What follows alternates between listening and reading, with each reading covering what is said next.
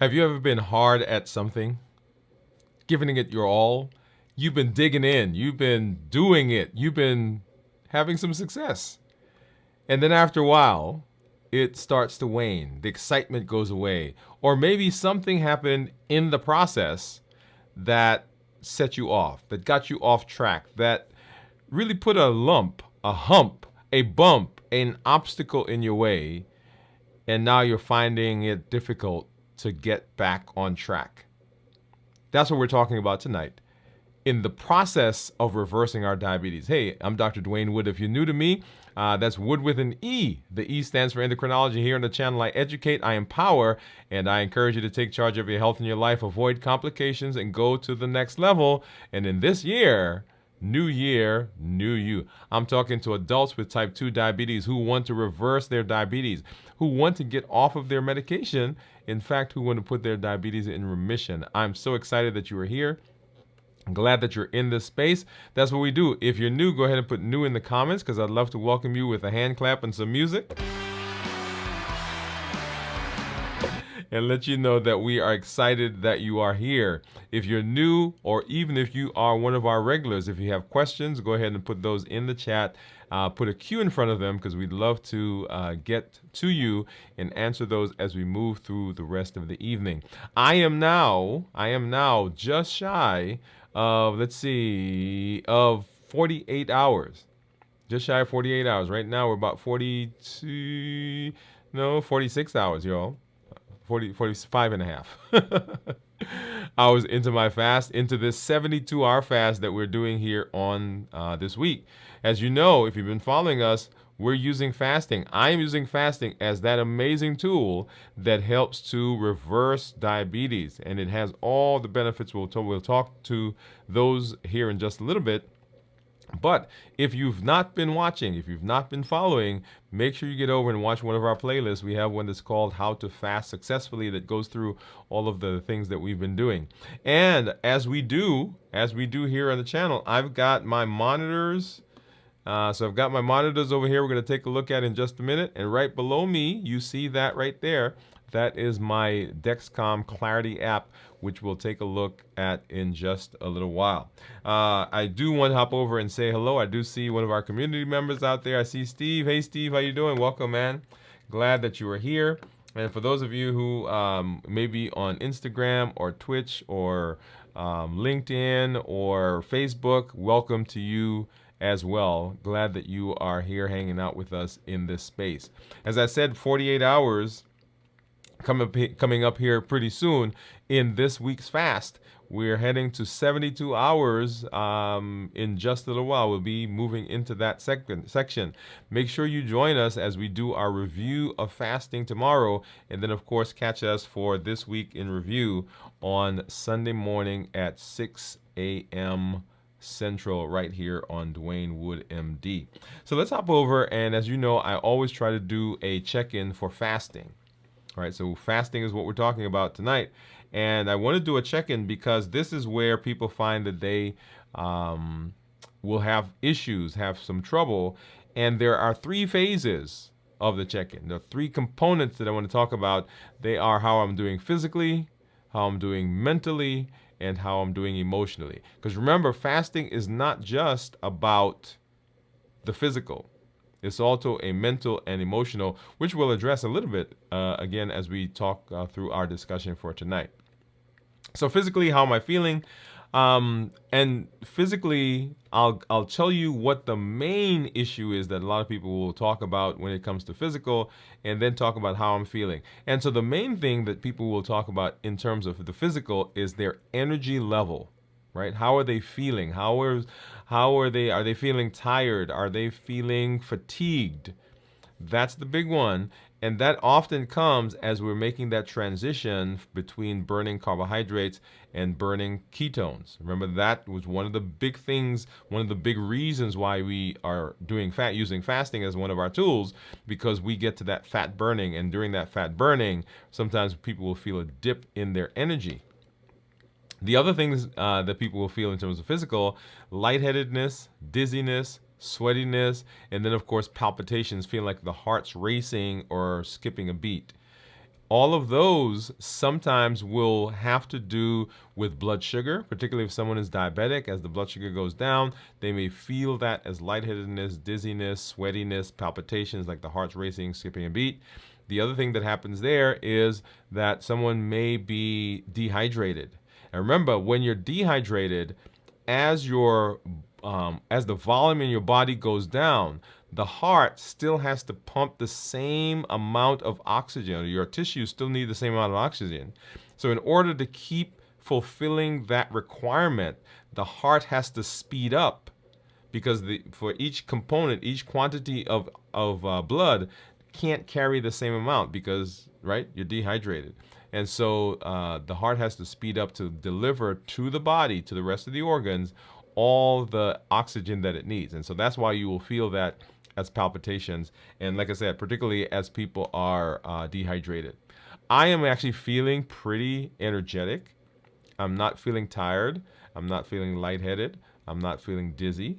I'm not feeling palpitations. Part of that is because I have been particularly careful this week, coming out of last week into this week, as I've been getting into this fast, and I've gone back to doing some different hydration as I was doing at the beginning, right? So I'd gotten away from that and was trying to use some other things to hydrate, and it wasn't quite working. So I've kind of gone back to what I was doing before. But right now, not feeling lightheaded, dizzy, sweaty, all those things that we talk about in terms of physical. And then mental. Remember, if the mind is not where it should be, then everything else kind of falls apart. Okay. And in terms of the mental places or things that people will feel here is sluggishness. They feel like they're in a fog, in a daze, right? And once again, that can also come as we're making that transition between burning carbohydrates and burning ketones. Also, it can come if someone is particularly fatigued, right? So when you're tired, you're not at your best. It also comes if somebody's dehydrated. So remember, those two things, those two components, so resting and hydration plays a big part in this whole process. I am not feeling sluggish. I'm not feeling foggy. I don't feel like I'm in a daze, okay? That all, once again, comes as a result of doing a good job, I think, of getting into this fast. And then the final component is emotional. We talk about that roller coaster, right? So the roller coaster of emotions are so strong, they can be so strong that they can derail us in our process of fasting, in our process of being metabolically active, in our process of making choices to set ourselves up for success. So emotionally, right, all of the things, so feeling anxiety, feeling worry, feeling depression, lonely, tired, bored, all of those emotions, if they're not kept in check, can derail our process, okay? And so in this process, we want to make sure that we're doing a good job of managing all of those as we move into the space. Yep. So physically, mentally, and emotionally, you see those there. Very excited that I am not right now feeling any physical stuff. I'm not feeling sluggish, not feeling dull. And because I'm excited about a trip that my family and I are taking care of, getting ready to go on, I'm elated. I am just excited. Okay, so that's how I'm feeling physically, mentally, and emotionally. And then now let's hop over and let's take a look at some of my my numbers, right? So let's take a look at some of my numbers and what I'm looking at. So right here, I have my meters, and you'll see on the screen that is my Dexcom that you see.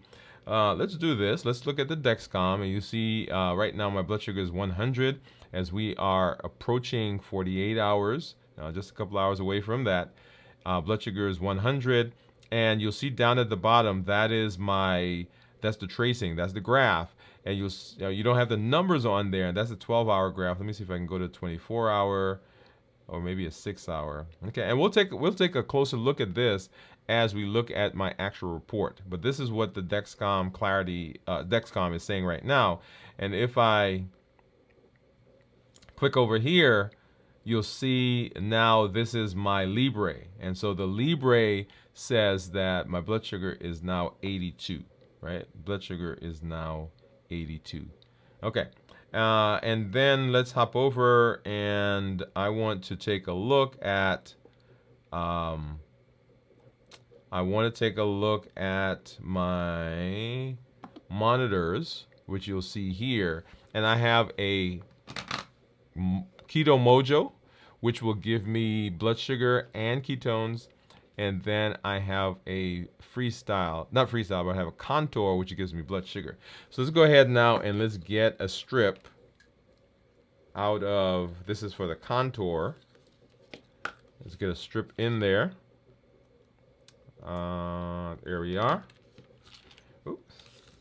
And then I'm going to start with the blood sugar for the Keto Mojo, and then we'll come back and do the test, the ketone in a minute. So what do you think my ketones are going to be? All right, so right now, 46 hours.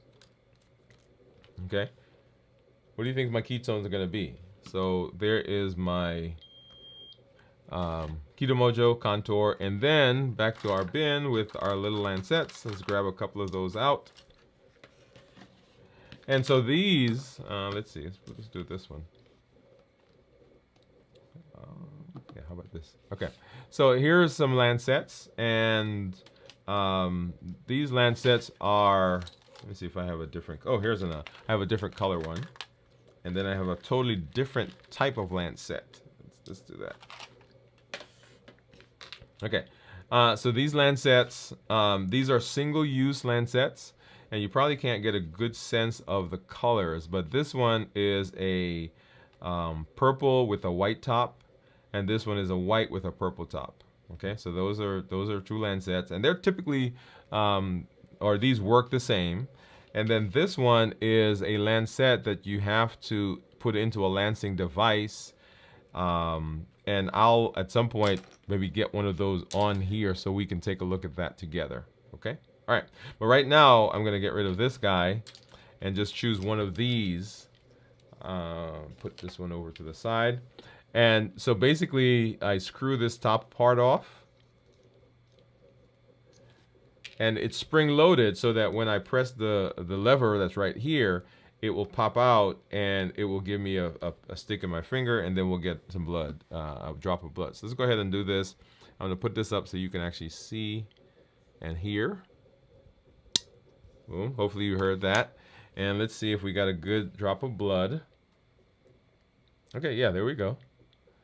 So there's my drop. We'll start with this guy. Okay, and then let's get one over to the Contour.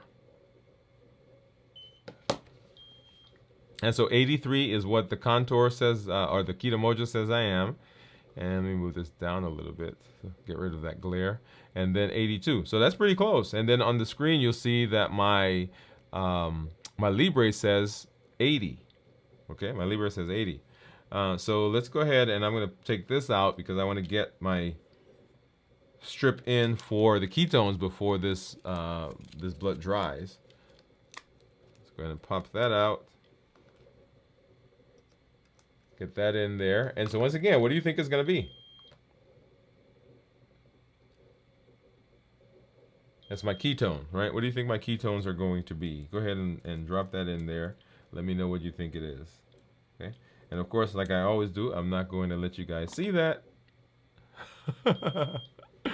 There you are. And then I'm going to take that off the screen, so because sometimes I go back to that, and then you guys get to see it. All right. So so we'll come back and we'll talk more about where I am in terms of ketones and so forth. But let's go ahead and let's have a conversation, and the conversation that we want to talk about is getting back on track. So back on track. In the course of what we've been doing, we've been talking about improving our metabolic health. That's what we're doing. And diabetes is the prototypic. It is the end-all be-all of metabolic diseases. Okay? And a lot of things that happen in the body, a lot of disease processes, a lot of conditions, a lot of complications that we have fall along the spectrum of diabetes. And when I say fall along the spectrum of diabetes, they have similar results, they have similar complications, and they can be treated in similar ways, which is why right now we talk about managing diabetes or reversing diabetes, right? So that's the word that we're using, reversing diabetes. But remember, all of the metabolic diseases along that spectrum can be improved with the same process, right? So this new year process that we've been talking, that this trek that we've been on, all of those processes that we're learning, all the tools that we're learning, this fasting that we're talking about even right now, that all can be applied and will work to improve metabolic diseases. So even though diabetes is the prototypic one, it can be extrapolated, or the things we do can be extrapolated to others. Okay? All right. So we talked, and we've been walking through the process of learning several tools.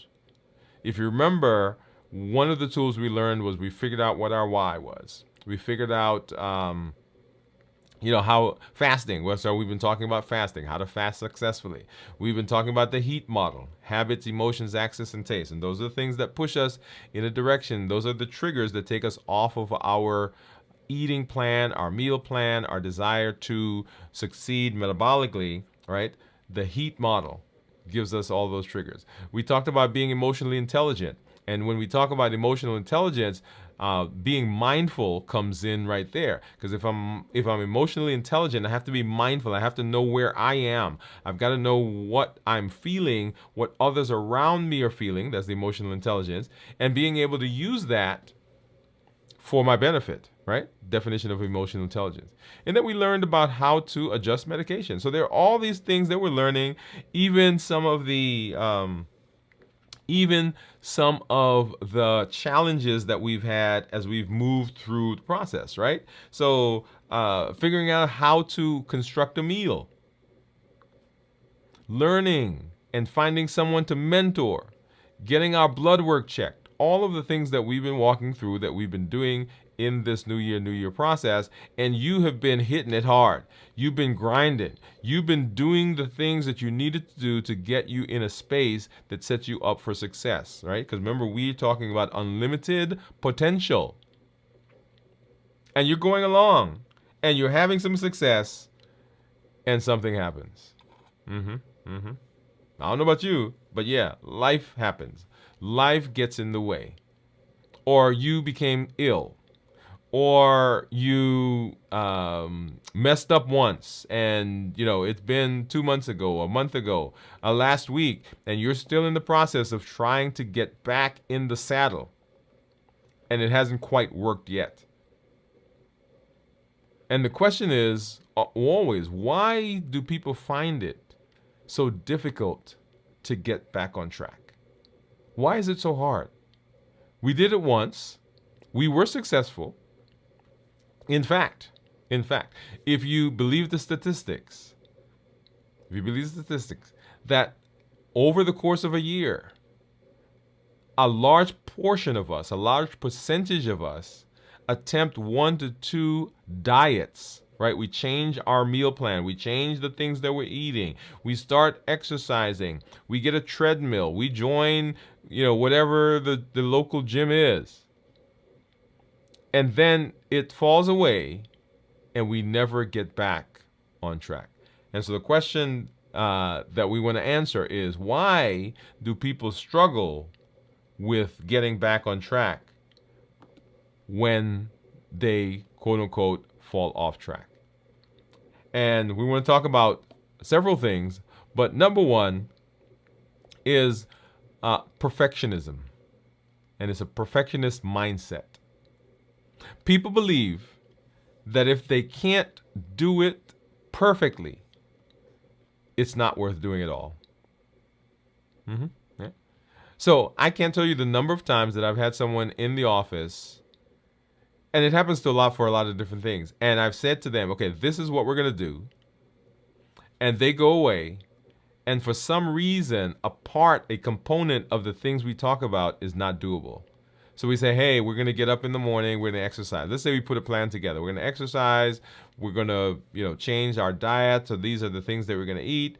And, on Monday you're going to do this, on Tuesday you're going to do this, on Wednesday you're going to, anyway, we come up with a plan. And then on Wednesday, for some reason, they're unable to do something, then they scrap the entire plan. Or they were going along.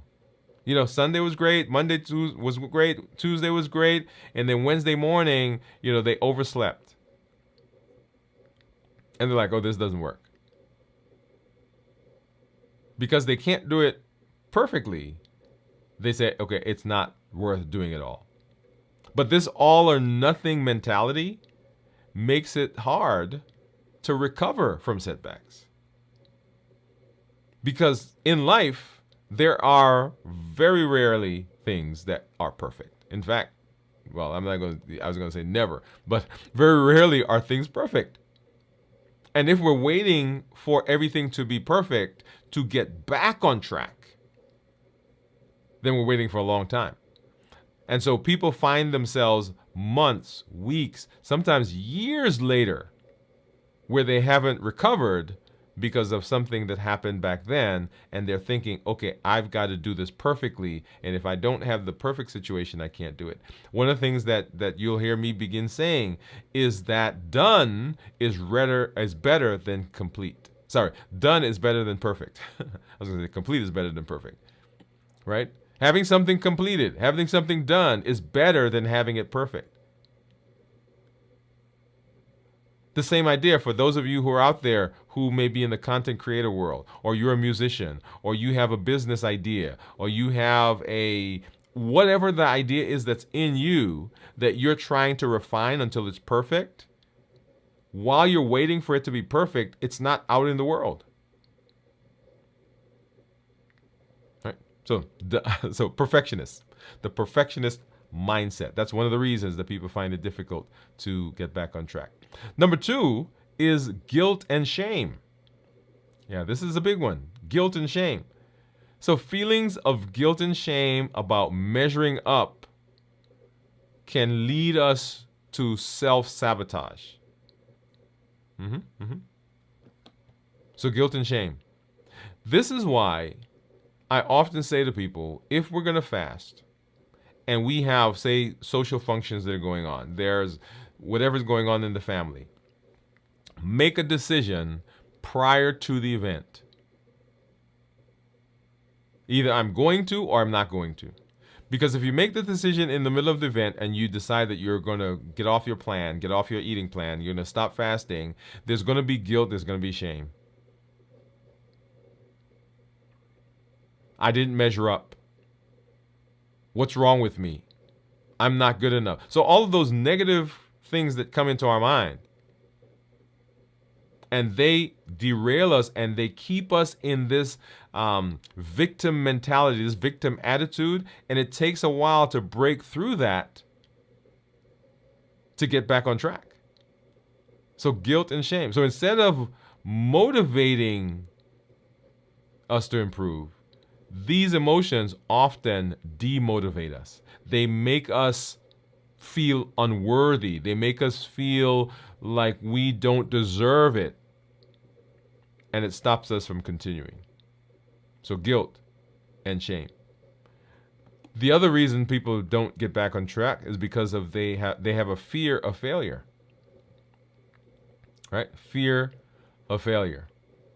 The fear of failing, again, because we just said a lot of people, a couple times a year, they try fasting, they try, Mediterranean, they try keto, they try low carb, they try weight loss, they've been on Weight Watchers, they've been on whatever it is, and it didn't work. And this time they say, okay, I'm doing it, and they got there and they started moving, and something happens and it derails them. There's a bump in the road. And they get off track, and now there's the fear of failing again because they remember the last time. Remember, there are 3 fear responses. We always talk about the fight, right? Get in there, you dig in, and you start fighting. or flight, which is you run away. But there's a third one, and it's called freeze. Fear can cause fighting, flighting, running, and it can cause you to freeze. So this can be the paralysis that takes you away from being able to take action, right? So people might avoid altogether trying even simple things to get back on track because they are just so anxious, right? They're afraid of repeating that same thing again, and so they don't even try. So fear of failure is another one. And that's huge. Remember, we are anxious about the future. We worry about the present, and we're depressed about the past. So we fear where we are. What's going to happen? Or this situation is not working. I should say what's going to happen. This situation is not working the way I want, and I don't know what's going to happen in the future. And so they don't get back on track because they fear that that's going to happen. The other reason is lack of a clear plan. If you're going to succeed, you got to have a plan. Recently, we did goals, setting goals, SMART goals, specific, measurable, achievable, right? Relevant and time bound. SMART goals. We succeed when there's a structure. We succeed when there's a plan. We succeed when we have a way of getting there. So without a specific plan to follow after a setback, it's easy to become fearful. It's easy to become overwhelmed, and people often don't know where to start. They don't know what to do. They've lost some ground, they feel, and they don't know how to get back there. Okay, so we'll come back. We'll talk about some of these in a minute, right? So lack of a clear plan. The next one is negative self-talk, right? This goes back to some of the others, right? So harsh self-criticism can erode motivation. If someone is constantly telling themselves they can't do it, you're going to fail, here we go again, this is just like us. It's hard to summon energy. It's hard to dig in and find the motivation to get going, to try again. Because I failed this last time. I remember what this was like. I remember how that felt. I'm no good anyway. I'm not going to succeed anyway. And so there's no reason to try. Right? So negative self-talk.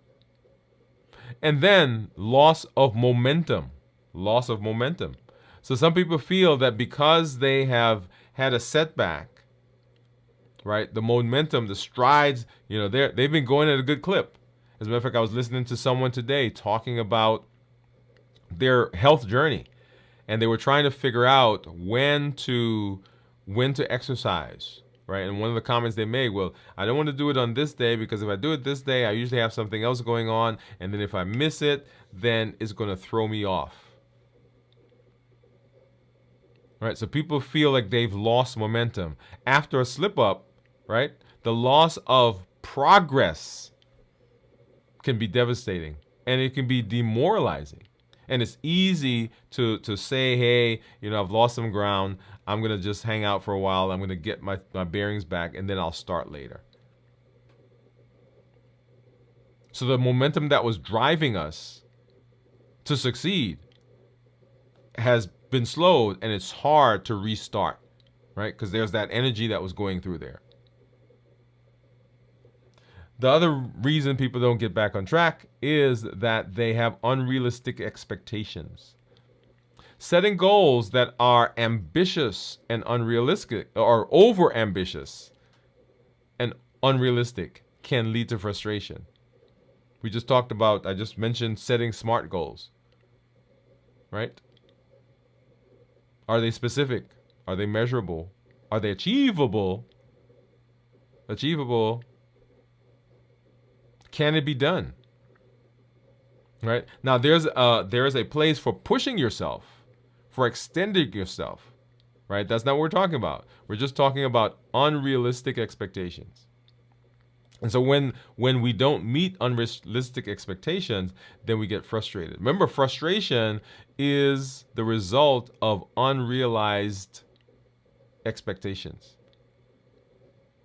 Not necessarily unrealistic, but unrealized expectations. So I have an expectation that's not met, and so become frustrated. So if you're setting yourself up for to know that this thing that you want to do is not doable, then you're setting yourself up for success.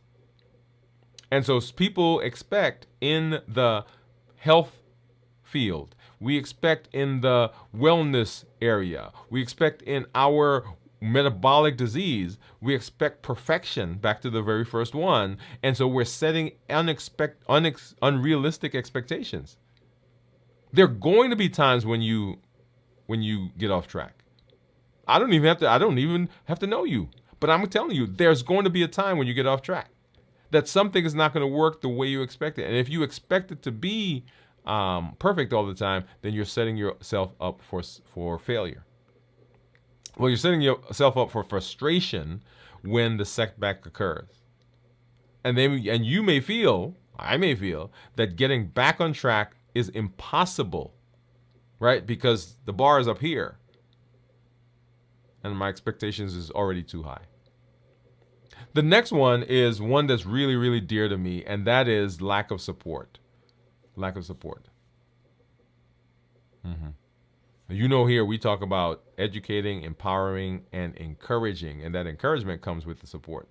So without a support system, it's challenging to regain focus, regain momentum after you make a mistake, after you falter, after you get off track. So friends and family and the community can give you encouragement, can give you accountability, they can give you support. And all of that is critical for success. You've often heard me say, if you want to go somewhere, go by yourself. But if you want to go far, if you want to be successful, if you want to achieve, take people with you.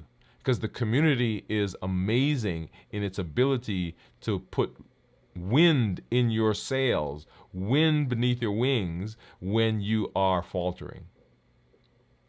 So lack of support. And then habitual patterns. Habitual patterns.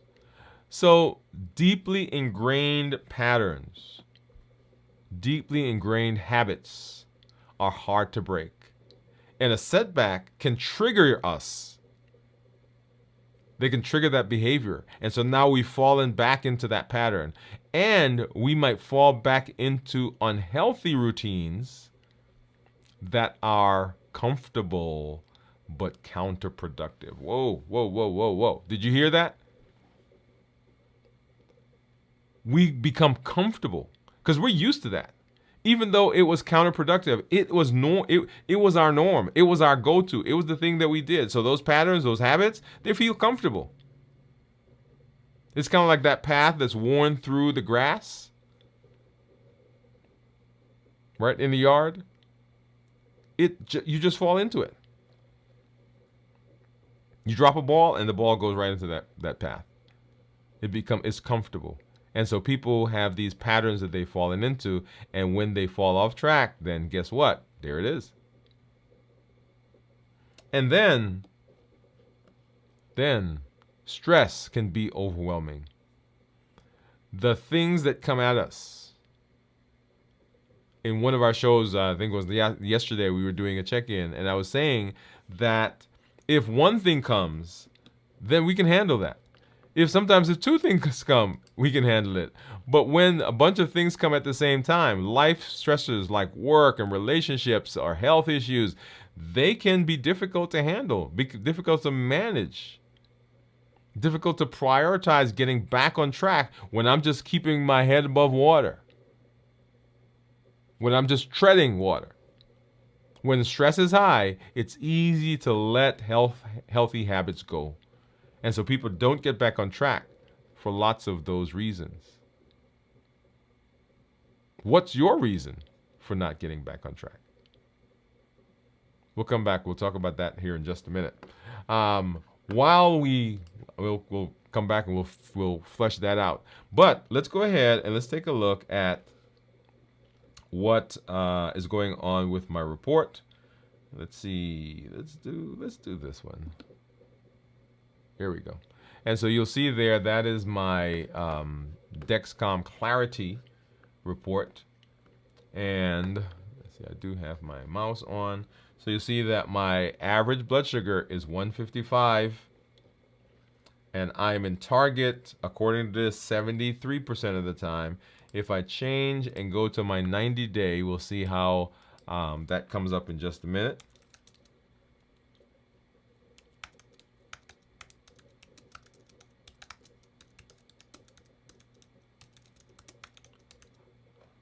All right, so, okay, there we go.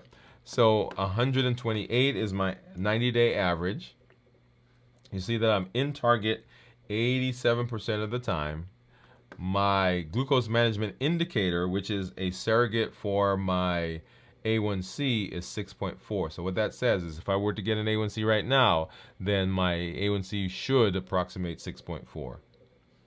And then let's take a look at the actual numbers for the different days. And let's back up. And so this is, right, so we started fasting right in here, actually. Remember, this was the night that we went and we had a baseball game that we went to with my team and my son and all of those. And so we came home late and I started fasting. And so 24 hours was last night. So right around here. And then tonight, 48 hours, right? We haven't quite gotten there yet, right? But at this moment, so I got another couple of hours before I get to 48. And right now, actually less than a couple of hours, hour plus, my blood sugar is 98. Okay, notice the progression, right? So over here, we were high, right? And that's all the food that we ate. I won't tell you. I think did I show you? I thought I showed you guys what I ate. Let me pull that picture up again, if I can find it. And we went to a taco place, and I was like, okay, this is healthy stuff that I'm gonna eat. Okay, there it is. Yeah, let's do that. All right. So that's what I ate, and it is a taco. It's a bowl. It's not a taco bowl, right? So there was a little bit of rice in there. We've got some steak, some chicken, and then all the rest of that is there's cheese, obviously, and there's avocado, and the rest of it is vegetables. Those are vegetables. And so that's what resulted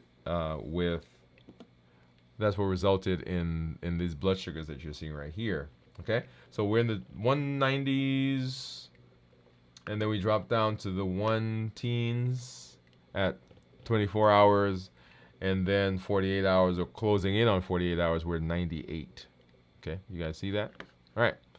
So that's where we are. So what do you think? And once again, if you're out there, what do you think my ketones are going to be? I haven't shown you ketones yet, but what do you think those are going to be when we finally take a look at them? And I haven't seen it yet, right? So I haven't seen it yet. So go ahead and drop it in the comments. What do you think? What do you think the ketones are going to be? All right. So let's hop back over and let's have a conversation, right? So remember the very first one that we talked about in terms of how people don't get back on track is they don't get back on track because they have a perfectionist mindset. And this one actually comes from, I shouldn't say that it comes from, but in order to overcome that, we got to figure out where it comes from. So embracing the concept of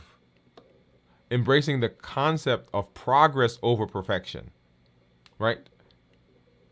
Set realistic, flexible goals that allow for room for mistakes.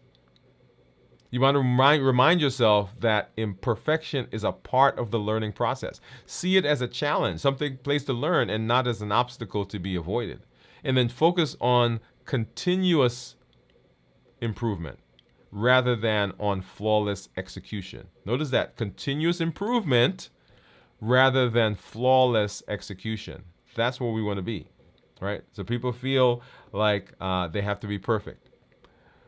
Guilt and shame is the other one. So how do we overcome that?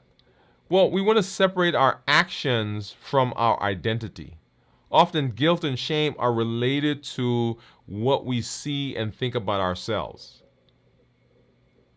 But our behavior is not our identity. You want to recognize that you can make a mistake and it doesn't define who you are as a person. In fact, this whole idea of metabolic disease is a shaming process. It is a process, I should say it's a shaming process. It's a place where a lot of people feel shame. I know I did.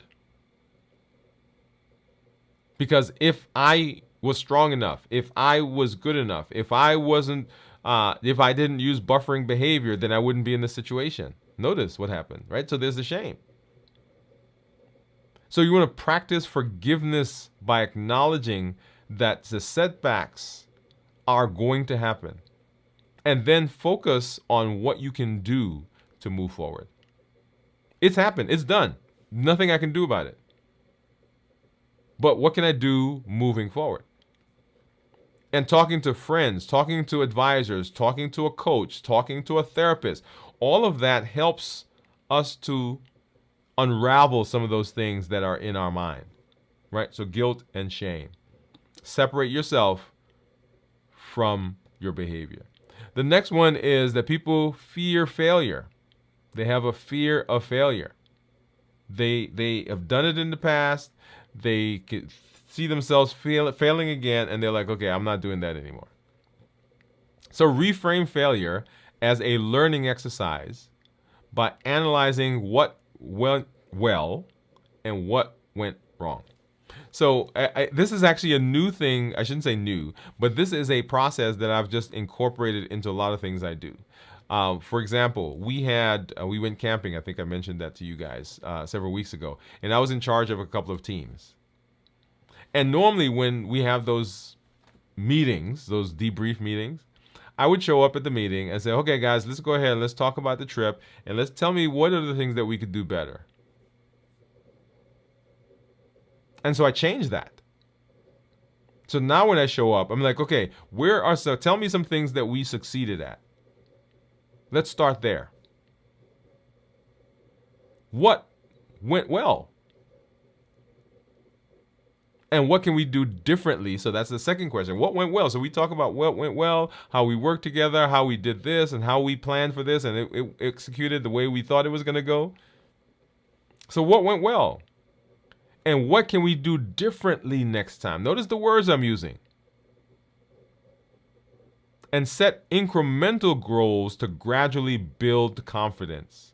Visualize the techniques that you're going to use. Visualization is a technique itself that you can use to see the success of where you're going. Rehearsing the outcomes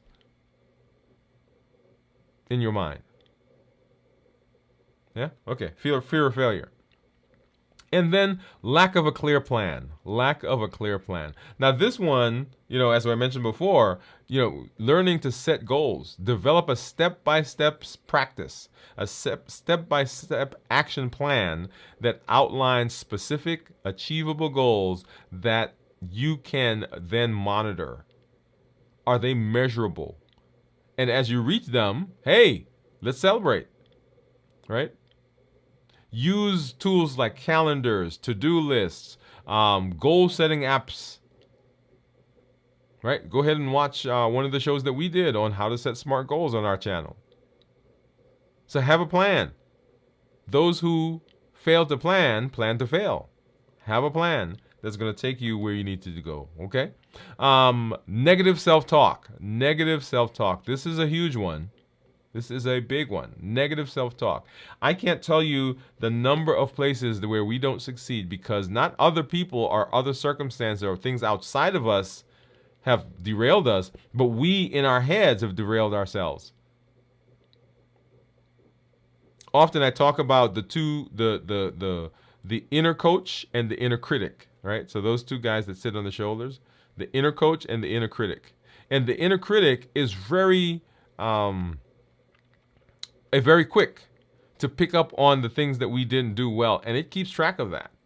But we never strengthen the inner coach by practicing self-compassion, by challenging negative thoughts and replacing them with positive thoughts, by not creating a mantra, not creating a space or a routine for ourselves in the morning.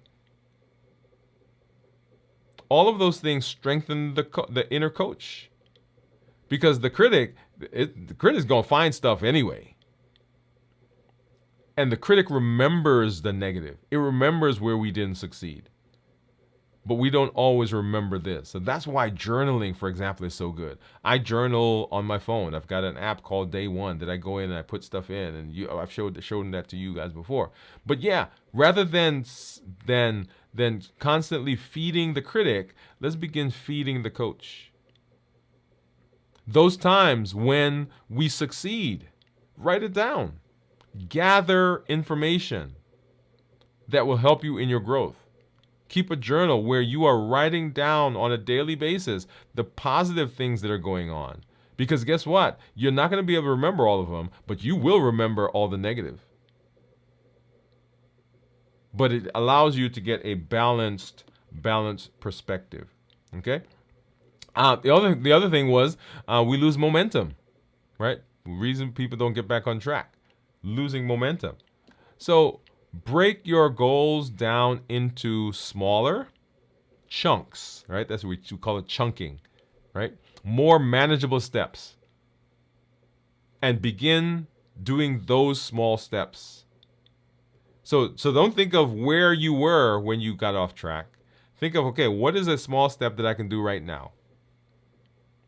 I'll tell you, this was a struggle for me sometimes. Right? Particularly if I've been off my eating plan, I've been doing some stuff, all of the things that we talk about, right? When you get derailed, and I've mentioned particularly as I end my fast, if I'm not careful, okay, I'm going down, so it's now a day later, and I think, oh my God, now I've got to get back, and I think about the entire process. No, don't think about it. Right now, make this decision right now that the thing that I'm about to eat, I'm not going to eat it. That's it. I don't have to think about the next step. Just make this decision right now. Start with one small, achievable task and gradually increase your efforts. Celebrate small wins. And that will help keep your motivation high and the momentum will build. Okay? The other one is unrealistic expectations. So we have these unrealistic expectations. And so reevaluate our goals. Reevaluate your goals. And ensure that they are realistic, that they are attainable. Once again, use the SMART acronym. Specific, measurable, achievable, relevant, and time-bound. Set those goals as a way to challenge yourself, but they're achievable. Adjust your expectations to focus on gradually moving into sustainable goals and sustainable processes. Okay? Don't be unrealistic. Lack of support. Yeah. I can't speak enough about this. Build a support system. Here on the channel, that's what we do. Network by connecting with like-minded people, people who are in the space where you want to be, people who are in those same thoughts, people who are trying to be healthy, people who are trying to fast, people who are trying to reverse diabetes, people who are trying to improve their metabolic health. Social media, support groups, in-person communities. Look for accountability partners. Look for a mentor. You become a mentor to someone, right? Who can give you encouragement, who can give you guidance, who you can guide. Don't hesitate to reach out here on the channel. If you need someone to come alongside you, go to our website. Talk to family, talk to friends. But you can do it. And then habitual patterns, right? So these patterns that we've developed, these routines that are part of us, right? So we want to identify triggers that lead us to falling back into old patterns, into old habits. Begin developing, create new, healthier routines. I said to my wife just this morning, I was leaving the house. And I had brought some stuff from work, and it was in the refrigerator, right? Contraband, as we call it. And I said to her this morning, I threw it away. I took it, trash went out, we threw it this morning. And she said, why did you throw it away? I said, because of the heat model. Access, habits, emotions, access, and taste. So it's so much easier to fall into a habit, into a pattern, if it's there. So I had to begin building healthier new patterns that I can now focus on, replacing some of those old patterns. You would use habit stacking, right? And these are all things that we probably need to come back and do a show about, right? Painting a new habit or pairing a new habit with an existing one so that the habit becomes easier to do. It establishes a new behavior. Regularly review and adjust your habits to make sure that they are still aligned with your goals. Okay? So habitual patterns, we tend to fall back on those. And then we get overwhelmed. Yeah, we can become overwhelmed because there's so much that's going on in our life. So in order for this to work, you've got to begin implementing stress management techniques and procedures. Not when you get off track, but prior to getting off track. Learning how to do deep breathing exercises, regular physical activity, prioritize self-care, get good sleep, stay hydrated, practice relaxation techniques to decompress. Because remember, that roller coaster of emotions that we've talked about, as that roller coaster gets higher and higher, it's harder and harder up on top here to deal with it. Because once that roller coaster gets to the top, guess what? Just like on the real roller coaster, the car's coming down the other side. And it's going to be hard on this side to stop it. It's much simpler, much easier, much more manageable to do that over on this side. So if stress is a major barrier, consider getting support. See a counselor. Get a coach. Talk to a pastor. Right? So don't just sit in that space by yourself. So these are reasons why people don't get back on track and some things that you can do to overcome that. But one of the biggest reasons that we don't get back on track is because we never intended, we never planned, we never thought that we were going to get off track in the first place. We didn't expect it. And so because we didn't expect it, we didn't plan for it. And just like I said before, if we fail to plan, we plan to fail. So you are going to get off track. I am going to get off track. Something is going to happen somewhere, somehow, sometime that's going to take us off of our plan. And what we've got to do is we've got to expect that it's going to happen. And these are some ways to be able to get in there and say, okay, no, I'm getting back on track. I know where I need to be, and overcoming some of these resistance or these places where people fall down. You can do it. You have unlimited potential, which we'll talk about in just a minute. But right now, let's go ahead and let's take a look at my ketones. What did you think my ketones were going to be? Did you guys put that in there? Put that in the chat? So let's hop over here. I've got my Keto Mojo app on, and let's get my Keto Mojo meter. I'm going to need to turn that on.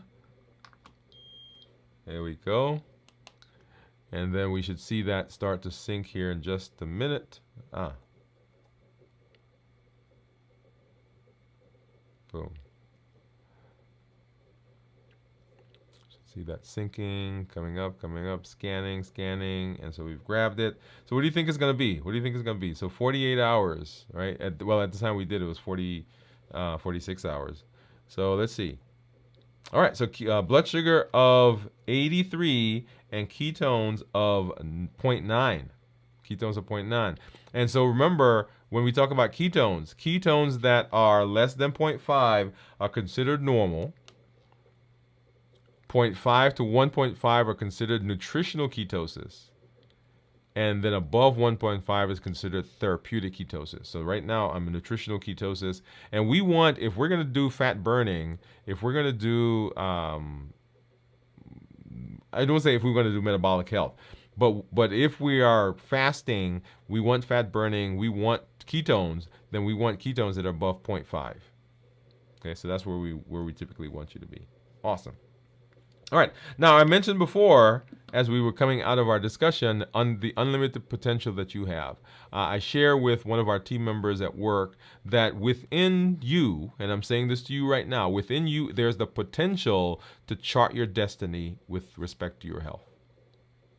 That's right. You have unlimited ability. I don't care what's happened in the past. You've made some decisions. You have some consequences from those decisions. But that is the past. Right now, we can make decisions to go into the future, and we can make decisions that set us up for success. And that happens with our Triple E formula for success. We educate, we empower, and we encourage. We educate with the shows that we do and the blogs and the podcasts. That's the point of those, is to help with a mindset shift, a frame shift, if you will. And then we empower with the tools that we learn. All the things that you're hearing are tools when we do the challenges, when we do these check-ins, right? These tools that we're learning on how to be successful, how to put into practice the things that we're learning. And then we encourage with the community that you are part of, that you are helping to build. We educate, we empower, and we encourage. And remember, this was a great conversation to talk about the HEAT model. Habits, emotions, access, and taste. Those things that push us in a direction that we don't want to go. Habits are the things that derail us. Those patterns, those routines that we fall into, not because we're hungry, but because it's just the time. We eat because it's time to go to the movies. We eat because a friend came over. We eat because, right? And so all those things, yeah, a problem. We eat because of emotions. We just talked about that. Those emotions, when they get high, when they get high, it's tough to overcome them. We eat because of access. Things are just around us. And we don't eat because we're hungry. We eat because we see it. And then we eat because of taste. The bliss point, which is the perfect combination of fat, sugar, and salt. When you eat it, you can't just have one. You want to go back and have some more. But remember in the process that we're not chasing the food. We're chasing what the food does for us. The calm that it brings, that emotional release that it gives, that taste that reminds us of that place that we went when we ate that thing and we felt that way. So we eat because of habits, emotions, access, and taste. And our call to action is this: come join the challenges. Every month we do a challenge. Don't let the challenge go by. Join the community. Don't let these videos be just things, or these episodes just be things that are on the shelf that you listen to. But get engaged. They're helping you to put into practice the things that we're learning. Tell your story. When you show up, claim your seat. Say, hey, I'm here. I'm fasting. I've had this success. I've had this improvement. My A1C is down. My weight's gone down. I'm off of this medication. My heart doctor, my neurologist, whichever doctor is saying, hey, things are improving. Tell us the story. Because when we hear that, we know we can succeed as well. And when you're having challenges, let us know. Because when we see that, we can rally around you, help to support you, so that you and we and us, we know that we're not by ourselves. And then invite someone. Send them a link. Let them know that there is some metabolic health going on, that they have the ability, there's the resources, there are the tools that are available to help them be successful in their metabolic future.